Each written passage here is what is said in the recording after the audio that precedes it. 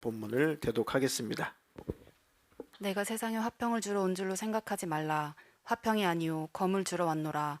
내가 온 것은 사람이 그 아버지와 딸이 어머니와 며느리가 시어머니와 불화하게 하려 함이니 사람의 원수가 자기 집안 식구리라. 아버지나 어머니를 나보다 더 사랑하는 자는 내게 합당하지 아니하고 아들이나 딸을 나보다 더 사랑하는 자도 내게 합당하지 아니하며 또 자기 십자가를 지고 나를 따르지 않는 자도 내게 합당하지 아니하니라. 자기 목숨을 얻는 자는 잃을 것이요 나를 위하여 자기 목숨을 잃는 자는 얻으리라. 아멘. 아멘, 아멘. 오늘 오후 설교도 동일합니다. 하나님과 마음이 합한 사람이 되자. 하나님과 마음이 합한 사람이 되자. 오늘 대독해 주셨던 이 본문의 말씀, 주님의 말씀을 한마디로 요약하면은 확실하게 믿어라. 믿으려면 확실하게 믿어라. 타협하지 말고 이것도 아니고 저것도 아니고 믿는 것도 아니고 안 믿는 것도 아니고 하나님을 섬기는 것도 아니고 안 섬기는 것도 아니고 라오디게아 교회에 경고하시기를 너는 차든지 덥든지 하라. 미지근하면 다 토하여 내치겠다. 그러니까 믿으려면 확실하게 믿어라. 진리의 편에 서려면 확실히 진리의 편에 서라. 레위기는 주제가 거룩입니다. 성결이죠. 거룩, 성결. 어떤 의미가 있냐면 거룩하다, 성결하다라고 하는 것은 구별되다라는 의미가 강해요. 구별되다. 뭐가 구별? 다른 거. 그러니까 세상과 구별되다. 죄와 구별되다. 그러니까 하나님의 것과 하나님의 것이 아닌 것과 구별되다. 너희는 거룩하라. 한마디로 하면 거룩하라. 그것은 구별되라. 확실하게 하나님 편에 서라. 진리라고 하는 것은 절대 타협이 없는 것이죠. 교회는 죄인들이 와서 깨닫고 회개하고 또 죄상을 받고 새 생명을 얻는 것입니다. 그죠? 그 죄를 우리가 때로는 헐뜯고 비난하는 것이 아니라 그 죄에서 돌이킬 수 있도록 권면하고 도와주는 것이지 그 죄와 함께하는 것이 교회가 아니에요. 그러니까 설교를 들으실 때 때로는 찔릴 때가 있고 때로는 육신적으로는 거슬릴 때가 있고 기분이 상할 때가 있어요. 그것은 말씀과 나와 지금 대항하고 있기 때문에 그렇습니다. 말씀이 선포될 때 거슬리는 것은 말씀이 문제가 아니라 지금 나와 말씀과 지금 대적하고 있는 거예요. 그러니까 내가 무너지고 말씀이 나를 점령해 들어오셔야 되는 것입니다. 그래서 이렇게 교회라고 하는 것은 죄를 처리하는 곳이고 죄의 문제를 해결하는 것입니다. 비난하고 헐뜯고 그런 것과는 다른 거예요. 죄를 지적하는 것은 죄를 해결해라. 죄에서 벗어나 버려라. 죄가 망하게 하니까, 불행하게 하니까, 저주받게 하니까, 죄가 멸망으로 인도하니까 제발 그 못된 죄에서 벗어나서 행복해라. 평안을 누려라. 그래서 강단은 설교자는 그래서 죄라고 하는 것을 지적하게 돼 있고 무엇이 죄인지를 가르쳐 주게 돼 있고 무엇이 신앙생활인지 무엇이 옳은지를 선포하게 돼 있습니다. 그때에 그 말씀의 편에 서십시오. 그럼 하나님의 마음에 합한 사람이 되어서 영적인 복이 있을 것이고 삶에도 평안과 축복이 있을 것입니다. 대독해 주신 본문도 복음을 위해서, 진리를 위해서, 신앙생활을 위해서 많은 방해하는 것들, 장애물들 이런 것들이 있을 때에 절대 그것과 타협하려고 하지 말고 돌진해라. 이 유대인들 중에 이 바리새파 제사장 그때 당시 유대교 이 지도자들이 예수님과 격돌이 났죠. 꽝 격돌이 났습니다. 그죠? 믿음의 반석이신 모퉁이 돌이신 예수님의 말씀과 그 복음과 딱 격돌이 났어요.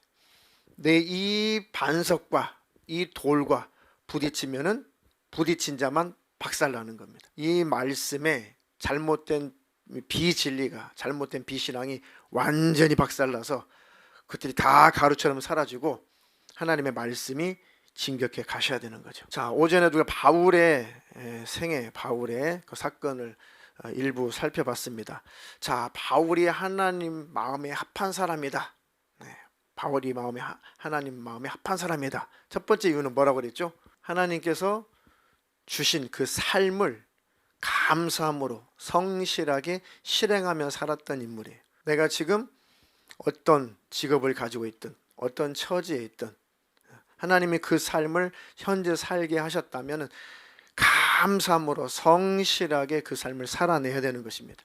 불평불만하지 말고 그 삶을 하나님 앞에서 성실하게 살아내는 것이 그게 올바른 신앙생활입니다. 학생은 공부하는 자리에서, 주부들 집에서 살림하시는 분은 하나님 앞에서 또 주님의 이름으로 가족들 위해서 성실하게 그 가사일을 하는 게 신앙생활이에요. 직장인들은 눈가림만 하고 아웅할 것이 아니라, 상사들 눈치 볼 것이 아니라 내게 맡겨진 업무를 하나님 앞에서 성실하게 행하는 것이 신앙생활이고, 장사하시는 분, 사업하시는 분은 하나님 앞에서 성실하게 청지기로서 하나님 맡겨주신 이 사업을 성실하게 감당하는 것이 신앙생활입니다. 예배 시간은 성실하게 예배하는 것이 신앙생활이고, 대인관계 속에서는 주님의 이름으로 서로 섬기고 사랑하는 것이 올바른 신앙생활이고, 그러니까 신앙생활은 삶이요 삶, 감정이 아닙니다. 감정이 아니라 신앙생활은 삶을, 말씀을 살아내는 것이다. 그러니까 다윗은 성실하게, 위로 형들이 7이나 있는데 아무도 안 도와줘요. 그래도 아빠가, 하나님이, 영적으로 하나님이 맡겨주신 그 일을 성실하게 일을 하죠. 목숨을 걸고 그 일을 감당하죠. 하나님 보실 때, 야 이놈 봐라, 사울은 이제 내가 패하겠지만 다음 왕을 누구로 삼을까 했더니 다윗은 항상 하나님을 바라보는 자, 항상 하나님을 생각하는 자, 그리고 고독하고 외로우고 힘들면 충만하지 않을 때는 뭘 하지? 유튜브하고 게임하고. 근데 다윗은 뭘 했을까? 외롭고 고독하고 아무도 안 도와주고 늘 초장에서, 보통 집에서 하루길 이틀, 뭐 길면은 뭐 일주일씩, 그죠? 일주일씩 양떼들 몰고 쭉 돌다가 또 풀이 다시 나면 있는 곳으로 돌아오고. 그러니까 혼자 있는 외로운 시간이 많죠. 그때마다 우울증에 걸려서 우울증으로 침 진리를 흘리는 것이 아니라 하나님을 찬양하고 하나님을 높이고 하나님께 기도하고 하나님께 감사하고, 그 위대한 음악가가 되고 위대한 시인이 되고 위대한 왕으로 하나님이 쓰셨죠. 이 사람을 내 양떼인 이스라엘 백성을 맡긴다면 목숨 걸고 잘 지켜주겠다. 이렇게 성실한 목자라면 내 이스라엘 백성, 내 양떼들을 다윗에게 맡겨주면 다윗이 내 백성들을 잘 나를 대신해서 치리하겠다. 목숨 걸고 잘 내 양떼를 보호하겠다. 마음에 딱 들었어요. 기름을, 선지자를 통해서 기름을 딱 부어서 왕을 세웠죠. 하나님의 기대에 어긋나지 않아요. 하나님의 명예를 위해서, 하나님의 영광을 위해서, 하나님의 이름을 모독한 자는 가만 안 둬요. 아주 목숨을 걸고 쫓아가가지고 아주 쳐보셔야지 직성이 풀리는 사람. 야, 내 마음을 시원하게 해주는구나. 그리고 하나님께 택함을 받고 하나님 마음에 합한 사람이고 다음 왕으로 하나님이 이렇게 지정했을지라도 그냥 되나요? 공짜가 있어요. 반대하는, 영적으로 반대하는 악한 영의 무리들이 있을 것이고, 또 땅에서는 그 악한 영의 지배를 받는 사람들이 방해를 할 것이고, 그래도 하나님을 바라보면서 끝까지 견디는 다윗, 끝까지 하나님을 바라보면서 승리하는 다윗. 고난 속에서도 좌절하지 않고 하나님을 바라보면서 끝까지 가다 보니까 결국은 하나님이 위대한 왕으로 세워주셨다. 골리앗 그까짓 거, 골리앗 그까짓 거, 돌멩이 하나면 끝나고. 우리 삶 속에 골리앗이 키가 몇 센치라고요? 약 3m예요. 3m. 어떻게 환산하느냐에 따라 3m가 더 넘을 수 있어요. 6척하고 한 뼘이 더 된다고 그랬거든요. 1척이면은 남자의 이 팔꿈치부터 가운데 손가락까지가 이제 한 척이거든요. 그래서 보통 50cm로 계산을 합니다. 그죠? 6척이니까 5, 6, 3, 3m죠. 그래도 한 뼘이 더 있대요. 3m 10cm 약. 그죠? 만약에 팔이 긴 사람은 4m 아니에요. 4m. 키가 4m. 어쨌든 3m든 4m든 이 안악자손이 거인이죠. 거인 족속이란 말이에요. 거인 족속. 그래도 하나님이 함께 하시면 저거 껌이다. 껌 아무것도 아니다. 우리 삶에 여러 가지 방해하는 방해물이 있고 장애물이 있고 악한 영이 굉장히 능력 있는 것처럼 굉장히 겁을 주고 해도 주 예수의 이름의 권세 앞에 아무것도 아니다. 그렇게 하나님을 믿고 신뢰하는 자, 하나님의 마음에 합한 사람이다. 하나님이 전무후무한 위대한 왕으로 다윗을 사용하시고 정말 하나님의 기대에 어긋나지 않게 아주 가는 곳곳마다 하나님 의지해서 전쟁에서 승승장구해서 저 이집 지금으로 말하면 이집트, 저 북쪽의 시리아, 저 지금으로 말하면 이란, 이라크 땅까지 다 점령을 해서 조공을 받고 최고의 통일 왕국을 완성했던 위대한 왕, 전무후무한 왕이죠. 그런데 이 위대한 다윗 왕도 실수를 하더라 이거지. 그렇게 하나님이 연단하시고 은혜를 베풀어 주시고 그렇게 하나님이 왕좌에 높이 올려서 하나님이 값지게 쓰시고 하나님께서 모든 전쟁에 다 이기게 하실 때 이때 조심했어야 되는데 이때 교만해지면 넘어지더라 이거죠. 다시 실수하는 것이 여러 가지가 있는데 성경에 기록된 큰 실수 중에 하나가 바로 하나님께서 자기 양떼를 잘 돌보라고 양떼를 맡겼더니 다윗이 양을 잡아먹고 있어요. 양을 죽이고 있어요. 그 하나님이 진노하시죠. 대노하시죠. 선지자를 통해 가지고 막 혼내시죠. 그 사건이 뭡니까? 우리아의 아내 밧세바를 범한 거예요. 그리고 자기의 그 허물, 자기의 죄를 감추려고 이 알리바이를 형성하려고 했는지 그 남편 우리아를 일부러 전쟁터에 내보내서 죽을 수밖에 없는 상황을 만들어 놓고 죽였죠. 그러니까 결국은 다윗이 밧세바의 남편 우리아를 다윗이 죽인 거죠. 그러니까 하나님께서 선지자를 보내가지고 기회를 주시죠. 기회. 회개할 기회를 주시죠. 사울도 회개할 기회를 주셨는데 사울은 끝까지 회개를 하지 않고 악신이 들려서 비참하게 전쟁에서 패하고 하루아침에 자식과 다 함께 죽고 죽어서 지옥에 들어갔어요. 다윗이 큰 죄를 범했지만 끝까지 하나님의 마음에 합했던 이유는 회개한 거예요. 회개. 다윗이 인품이 특별나서가 아니에요. 다윗도 높은 지위에 올라 보니까 더 이상 점령할 데가 없어요. 최고의 지금 최고. 그 근동에서 그 고대 근동에서 최고의 최고의 왕이에요. 다윗 왕 하면 벌벌벌 떤단 말이죠. 다른 나라 수장들이 왕들이.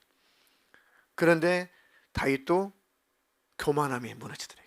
그래가지고 밧세바를 범하고 밧세바가 이제 임신을 하니까 아기를 가지니까 이거 내 채통이 말이 아닌걸.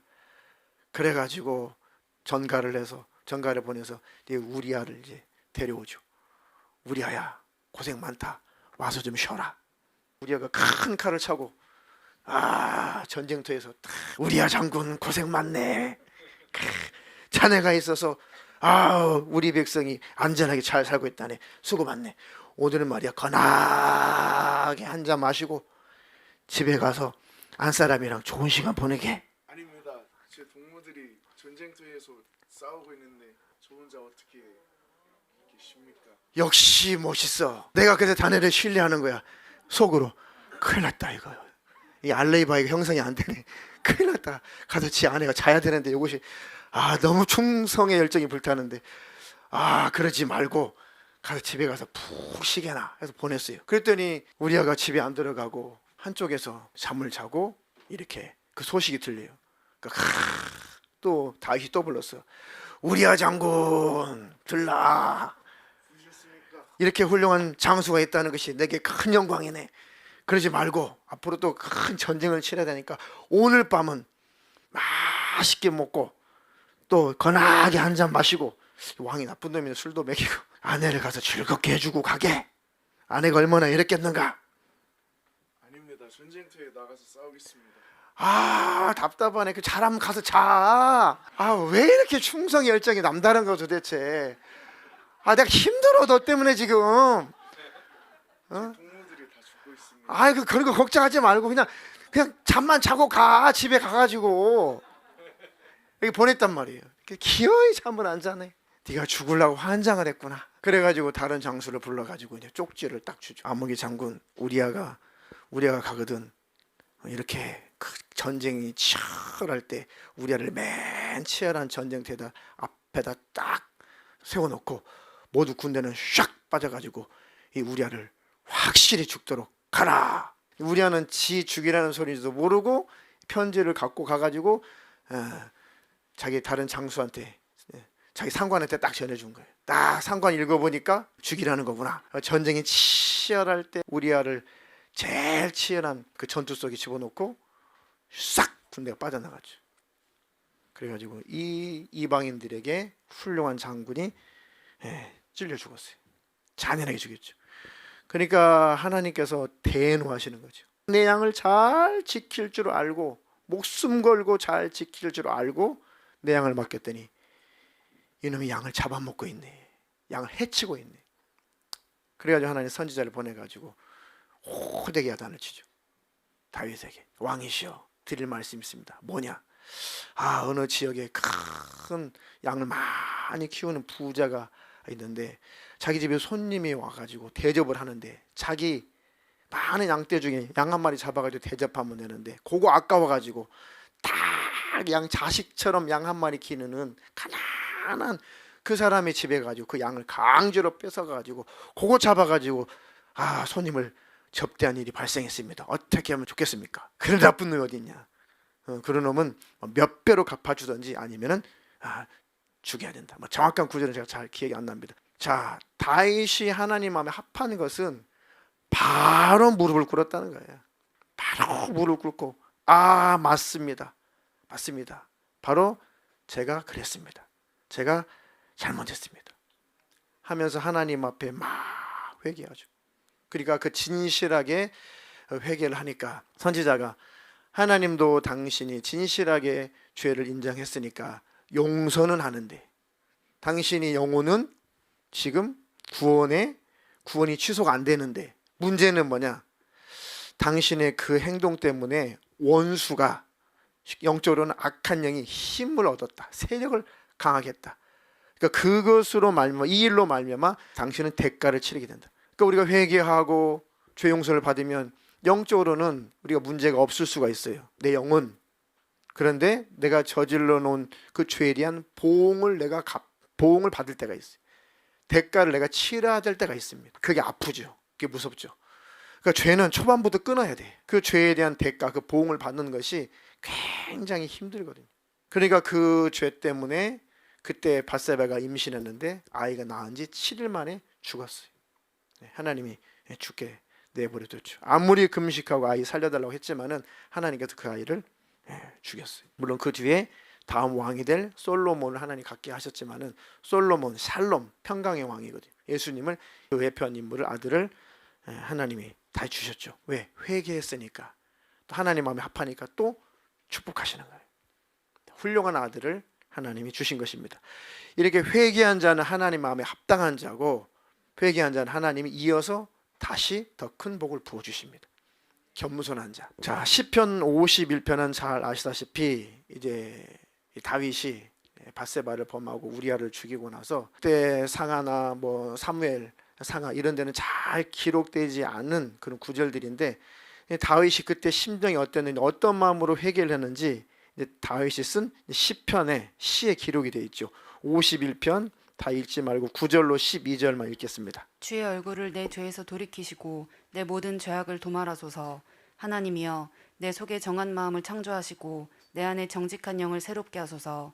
나를 주 앞에서 쫓아내지 마시며 주의 성신을 내게서 거두지 마소서. 주의 구원의 즐거움을 내게 회복시키시고 자원하는 심령을 주사 나를 붙드소서. 유명한 구절이죠. 주님의 성령을, 주님의 성신을 내게서 거두지 마십시오. 주님 다 가져가도 좋고 저 왕위 폐위시켜도 좋고 다 좋은데 주님만 저를 떠나지 마십시오. 다윗은 하나님을 구한 거예요. 하나님이 주신 무엇인가 그런 것을 구하기보다 하나님 자체를 구한 것입니다. 그래서 하나님이 끝까지 이뻐하신 거예요. 끝까지 기회를 주신 것이고 회개할 줄 아니까 가장 귀한 것을 하나님으로 여겼기 때문에 끝까지 하나님이 기회를 주신 것이죠. 주님의 구원의 즐거움을 나에게 회복시켜 주시고 자원하는 심령을 주셔서 나를 붙들어 주십시오. 그리고 하나님께서 또 축복하시고 다윗에게 기회를 주셔서 또 그 나라가 더 강성하도록 하나님이 만들어 주셨죠. 그래서 한참 시간이 지나서 다윗이 나이가 지긋하게 들었죠. 근데 하나님의 그 은혜와 하나님의 그 기회 주신 기회를 또 다 망각해 힘해요. 그것도 우쭐해져요. 교만이 또 올라와요. 이게 인간인데 하나님 이것을 이길 수 있도록 성령으로 나를 충만케 해주세요. 이제 이스라엘 백성들이 태평생대를 누리는데 다윗이 가만히 생각해 보니까 자기 위치가 대단하거든요. 우리 군대를, 우리나라를 침공할 자가 누구냐? 나를 얕볼 자가 누구냐? 야, 그 장군, 그 최고의 충신 그 장군 요압한테 전쟁에 나가서 싸울 만한 그런 백성들을 한번 숫자를 헤아려봐라. 숫자 한번 헤아려봐. 나는 몇만 대군을 갖고 있는지 자기 힘 자랑하고 싶어가지고 하나님이 전쟁에서 이기게 하셨고 하나님이 함께 하셔서 다윗이 그 자리에 올라왔는데 또 교만해가지고 우쭐해져가지고 야, 내 밑에 군사가 몇 명인지 한번 좀 세봐. 우쭐해진 거예요. 그러니까 대충 헤아렸는데 120, 30만 명이 된 거예요. 이스라엘 백성들은 전쟁이 터지면 다 나가서 싸우는 군사니까, 병사가 되니까 다 헤아려 봤더니 120만 명, 130만 명이 됐어요. 다윗이 더 우쭐해진 거예요. 이게 나야 이러면서 누가 나를 덤벼? 누가 감히 나한테 함부로 해? 우쭐해진 거죠. 그때 하나님 또 선지자를 보내가지고 또 대노하시죠. 왜? 하나님의 사랑하시기 때문에 하나님께서 진노도 하시고 채찍들도 하시고 징계도 하시는 거예요. 하나님의 징계가 찾아오죠. 그러니까 다윗이 또 하나님 마음에 합당한 이유는 또 무릎을 꿇어요. 하나님, 또 제가 교만 떨었습니다. 또 제가 잘못했습니다. 아니, 너 대가는 치러야 돼. 너 죄에 대한 보응은 네가 치러. 그래야 다시는 따끔한 맛을 봐야 네가 다시는 그런 짓 안 하지. 세 가지 선택권을 줄 테니까 세 가지 중에 한 가지를 네가 택해라. 첫 번째가 뭐였죠? 3년 동안 나라를 뺏길래. 두 번째는 석 달 동안 네가 적군에게 쫓겨다닐래. 마지막 세 번째는 3일 동안 내가 온역을 내릴까.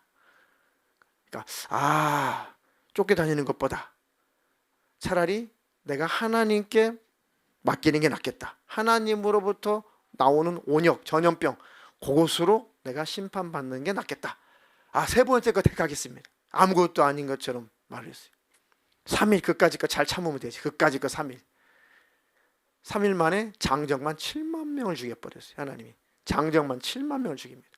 왜? 다윗이 온전한 회개를 안 하니까. 그리고 나서 하나님의 가슴이 너무 아팠어요. 그리고 천사가 이제 저 예루살렘을 향해서 진격하려고 쫙 칼을 빼들죠. 하나님의 명령을 기다리죠. 하나님 너무 마음이 아파가지고 다윗에게 회개할 기회를 줘야겠다. 야, 족하다 족해. 장정만 7만 명이 죽었는데 죽음의 천사, 너 칼을 내려놔. 잠깐 기다려봐. 그리고 나서 다윗의 눈을 쫙 열어주죠. 다윗의 눈을 열어주니까 이 죽음의 천사가 저 예루살렘을 향해 가지고 진격하려고 칼을 내밀고 있단 말이죠. 그러니까 다윗이 깜짝 놀랍니다. 그리고 엎어져 가지고 내가 잘못해 가지고 이런 일이 발생했는데 죽이시려면은 나와 내 가족을 죽이셔야지 왜 백성을 더 죽이시려고 합니까? 나를 죽여주십시오. 내 가족을 대신 죽여주십시오. 라고 막 하나님 앞에 죄를 고하고 회개를 하죠. 하나님이 그렇게 다윗이 회개할 줄 기대를 했어요. 천사한테 됐다. 이제 그만 죽여라. 칼을 칼집에다가 집어넣어라. 그러니까 이제 선지자가 다윗에게 명령하죠. 아라우나라고 하는 또 다른 성경에는 오르난이죠. 같은 사람이에요. 오르난에 그 밀과 보리를 한참 추수하고 타작하고 있는 그 시기인데 그 오르난에 그 타작하고 있는 타작마당 그 장소에다가 번제를 드려라. 회개의 제사를 올려드려라.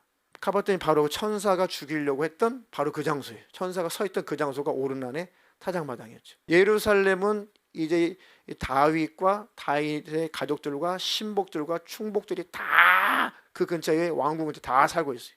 그거 싹 다 죽이면 다윗은 완전 망하는 거예요. 그러니까 그 오르난의 타작마당에서 하나님 앞에 회개의 제사를 올리죠. 번제를 다 올려드리죠.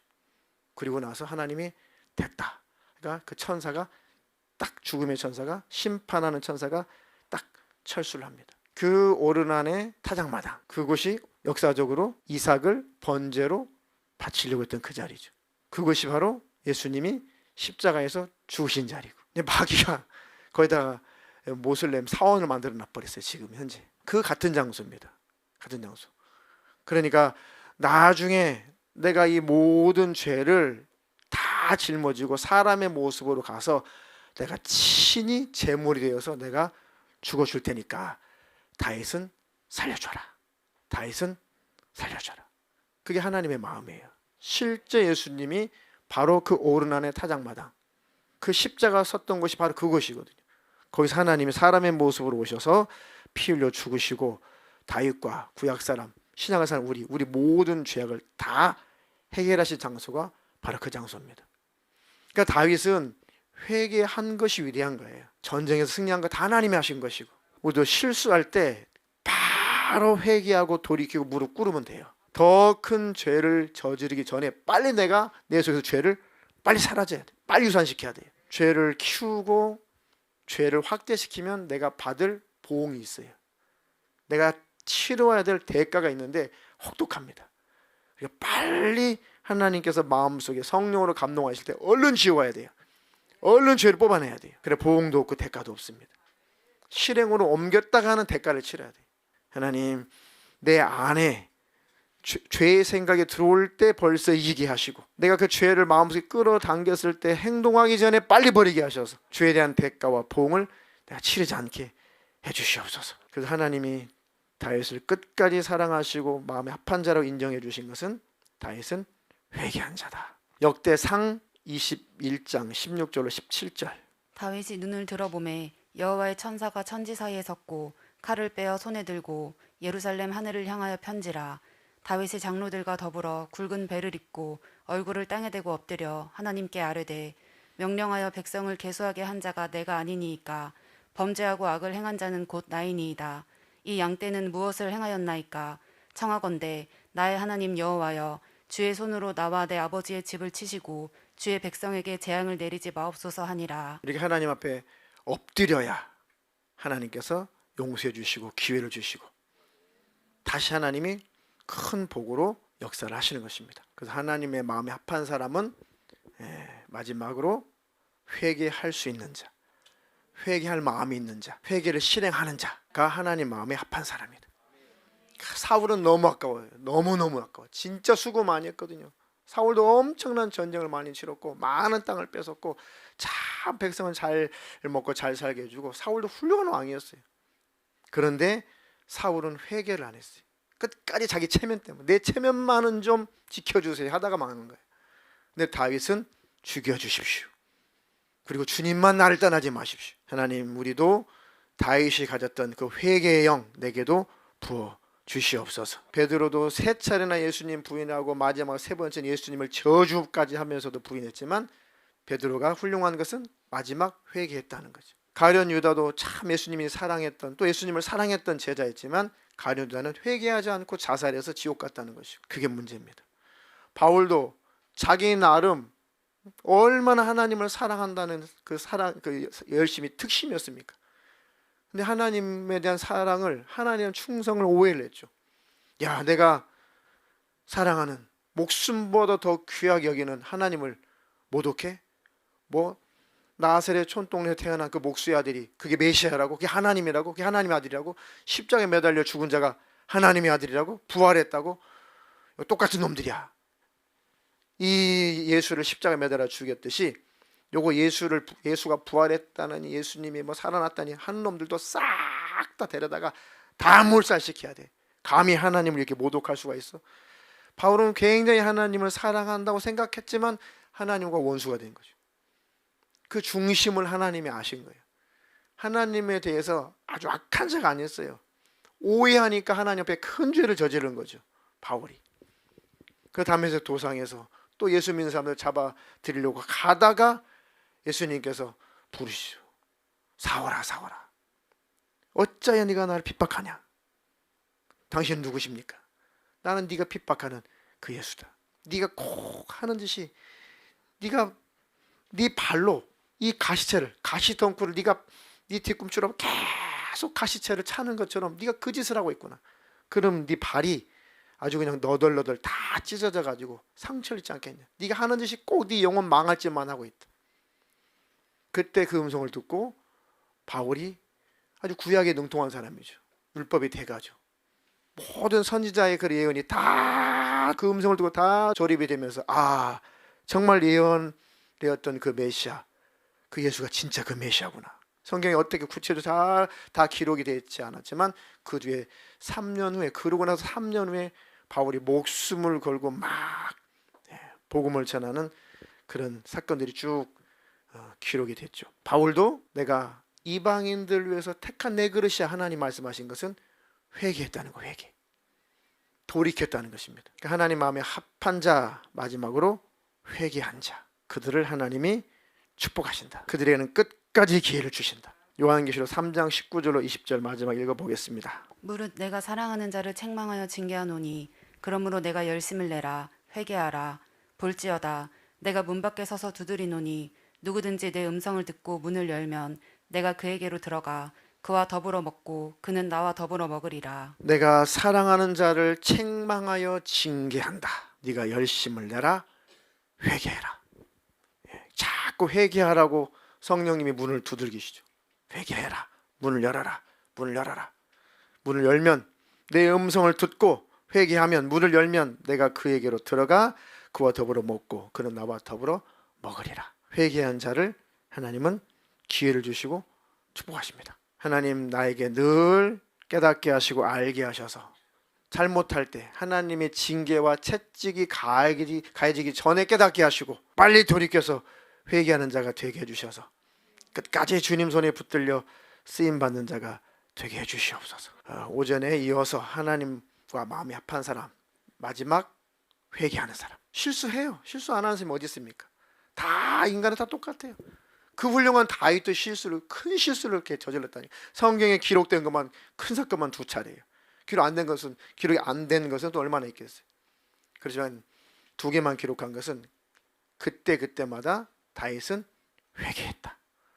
그래서 끝까지 하나님께 쓰임 받고 끝까지 하나님 앞에 마음에 합한 자로 인정을 받았다. 다윗의 혈통을 통해서 하나님이 오신 거예요. 예수님이 오신 것입니다. 우리가 마음속에 하나님의 성령께서 감화하시고 감동하시고 깨닫게 하실 때 빨리 엎드려야 된다. 빨리 내려놔야 된다. 기회를 주실 때 빨리 하나님 앞에 돌아와야 됩니다. 하나님은 돌아오는 자에게 복을 주신다.